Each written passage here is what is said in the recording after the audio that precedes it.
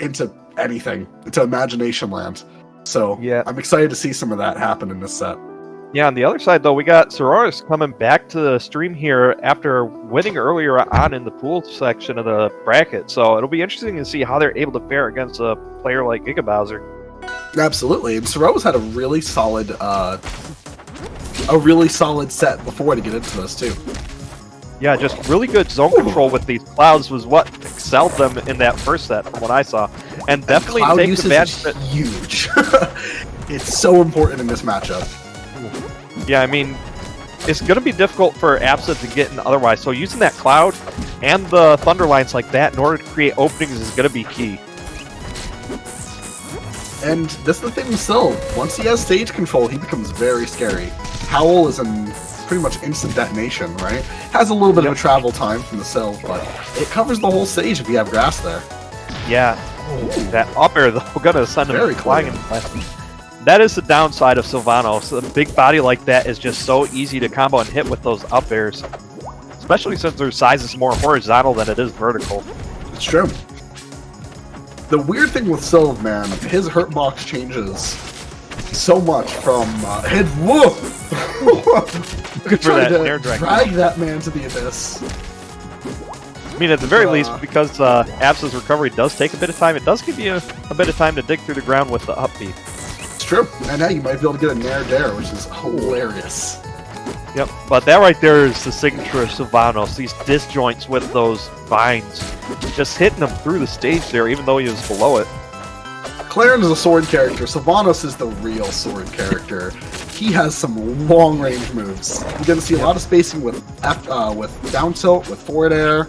Back air is a phenomenal kill move that has some crazy range to it. But yeah, kill moves you gotta watch out for. That cloud charge there, because if you see that little thunder forming around that cloud, you gotta be careful. When Giga's on ledge, you're going to notice him go for wall jump back airs, right? It's such a great counter pressure tool if your opponent isn't like respecting your spacing and staying a little too close to the ledge. Yeah, that's one of the weird things about fighting Sylvanos, because it's like, you figure, oh, he's going to have to tunnel back onto the stage. He should be easy to stop. But no, it's like he just climbs those bears, and it's just so frustrating to fight against. Oh, this could be big. Absa setting up an edge guard on Sylve is always nice. Yeah, I mean, Ceroas, once they've gotten stage control, definitely been doing a good job of just forcing Giga Bowser to waste so many resources getting back.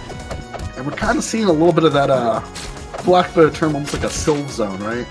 Where you get your opponent to a high enough percent where you don't really have those really nice or consistent kill setups. Now you're kind of looking for those raw moves, the raw up airs, the raw tipper fairs, the smash attacks, the parries. Yep, Ooh, there we go. There's going to be that up air. But that's heavily balanced by the fact that Sylve does massive damage on every hit. Yep. Well, the Thunderline actually going to poke in here, but Ceroas has to be careful getting back to the stage here. Finally makes back on, but there's that Beast Dash coming in. I like the back air pins. Yep. Use that cloud to fight off against them, too. And using that cloud to force them to go way high as well. And good job, Giga, not fast falling into that. Ooh, very nice. Man. I mean, Giga definitely did a good job bringing that back right there. Managing to use those flowers to cancel the Beast Dash to get that up strong off in time. The way I look at it, pretty straightforward to me when it comes to Sylvanos, man. You get the kill either early. If you're on the same stock, you are probably doing phenomenal with Sylve, right? You fall stock behind, it starts getting really scary. But Giga was able to just close it out quick. Got the side B, got some good DI on it, and... Yeah, so for Ceroas going into game 2 here, the clouds definitely seem to be working for him. It's just a matter of avoiding a lot of those strong combos that Giga's been throwing out there. Absolutely, and it's tricky, man. They have very big hitboxes to work with. So you're trying to contest things like Sylve fair or Sylve down tilt. And it can be tricky to keep them zoned out. Yep. And that up tilt for Sylvanos as well just creates a nice vertical wall that just stops a lot of Absa's movement options, especially if they try to up B or float above you. And these neutral wins are huge for Ceroas. Anytime he wins neutral, he really wants to try to get edge guard going, try to get a ton of damage because you want to try to avoid being in this Vortex state here. Yeah, the nice Sylve brand blender. Yep.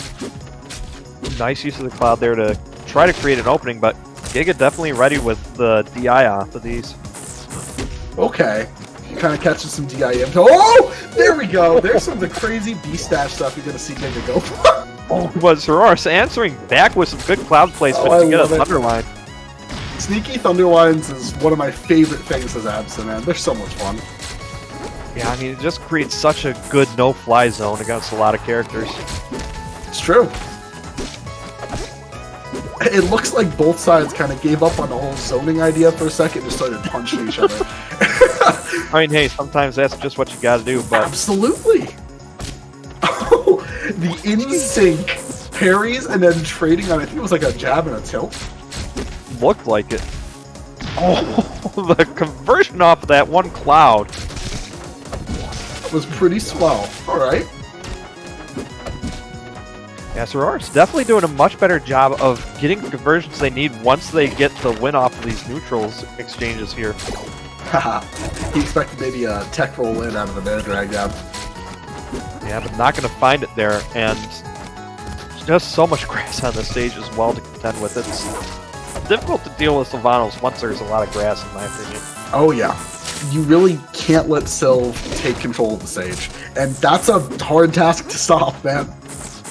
Yep. Oh, okay. They're on the same stock, and what I said still rings very true. Being on the same stock with Sylve is terrifying.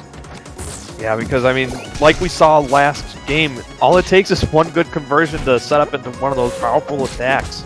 It's true. Alright, now Ceroas trying to space him out with these clouds. I think that's brilliant. Yeah, just slow the game down. Make sure that it doesn't get out of your control since you just lost that stock. Try and reestablish that dominance you had. Get dragged down, but unfortunately, Dab's not connecting. Resets the neutral. Not the worst spot to be in. Nope, you're on stage, the Sylve's at the edge. But it's definitely starting to look a bit trickier for Ceroas here. He has to be careful because this is definitely kill percent. Absolutely. But on the same vein, Giga's also now hit that range where an F tilt could be lethal setup, an up tilt could be lethal setup. Like Ceroas has some tools to potentially end this game. Yep. Oh, nice, using that cloud to force him out there. And no, not going to complete the down B or up B, so Giga Bowser making it back on stage there. There you see that signature back air from ledge to try to sneak a stock. If you stay just a little too close, he can get you with it. Yeah, and Ceroas is going to take it away with a Thunderline. Yeah, so Ceroas definitely did a much better job of respecting Giga Bowser's spacing and just poking in with those clouds like they were doing in Game 1, so that definitely created the openings they needed in order to take off the final stock there. We're going to go into Game 3. Whoa. Going to a flat stage. Now, back when grass was way more necessary for Sylvanos, where it affected his landing lag on his moves and all that, this was by far one of the best stages for him, right? Yeah, this was an insta-ban against him. Let's be honest here. Nowadays, though, it's still good. Don't get me wrong. A character like Absa, though, can definitely exploit Sylve's recovery a little harder on the stage without platforms to edge cancel off of. Yeah, because there's nowhere else for you to land except the ground, so it makes it a lot more predictable for where your opponent's going to be landing in Sylvanos. It's very true. The spacing on that back air going to just spike him into oblivion. Sometimes you just land the bear, man. Sometimes you land the bear. Yep. And he's been looking for it. Man, just carrying off of these pedal waves off of the ground here. So I'm noticing Ceroas DI out and tech roll on these pedal waves. The best bet, down and out, no tech parry. If you think you're going for the pedal wave, that will beat it out. There's some counterplay past that, but if you notice your opponent's going for that same thing, definitely worth practicing it. Yeah, and that's the thing, for a lot of the moves in this game, you can figure out different ways to DI and tech in order to get out of the combo, so it's definitely worth your time to figure out what to do when you're in disadvantage, because that is huge in this game, to figure out how to get out of things. I love seeing these double parries. It shows that both players definitely respect the other one in those tight situations. Yep. Oh, looking for the tech roll again, but not going to find it. Getting parried for their trouble. Ceroas looking to find a way to take off the stock before they take too much more percent here. Watching Giga side B into his own flower and then keep side being past it was pretty funny. Oh, looking to drift out, gets caught by that back air, and that is going to end the set for Ceroas. Oh, threw out a phenomenal bear. I know that's the classic, the classic thing to say as a commentator. Nice back air, but really that was a great spaced one.